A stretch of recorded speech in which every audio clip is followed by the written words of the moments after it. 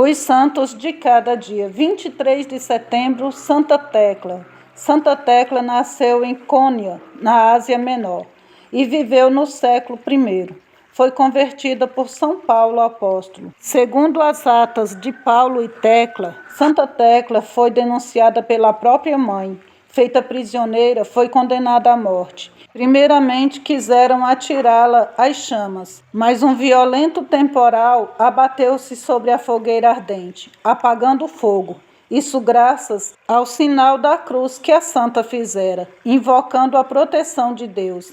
Resolveram então atirá-la às feras, mas foi salva miraculosamente. Colaboradora de São Paulo, Santa Tecla é tida como uma das mulheres mais célebres da antiguidade cristã.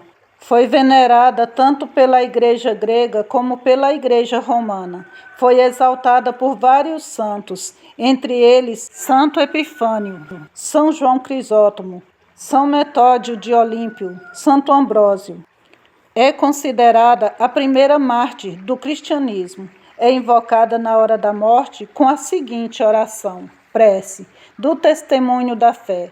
Senhor, que livrastes a bem-aventurada Tecla, virgem e mártir, de 3 tormentos cruéis, a fogueira, os leões e as serpentes.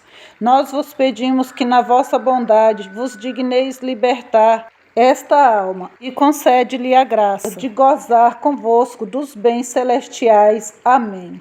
O homem precisa de uma eternidade para crescer e se tornar fruta amadurecida. Precisa ser torcido, debulhado até o sabugo, pisado, amassado, moído, tesourado para se tornar homem de verdade. O nascimento é uma chance que se tem para reunir as portas de todos esses fios soltos, torcer, enrolar, passar cera branca e fazer uma corda só. E a morte é quando Deus vem atar as 2 pontas, tecer uma rede e diz, vamos, filho, já é noite. Vem descansar um pouco até o dia amanhecer. Toma a gente no colo e fica cantando baixinho. Depois, com muito jeito, coloca a gente na rede e fica balançando até a gente dormir.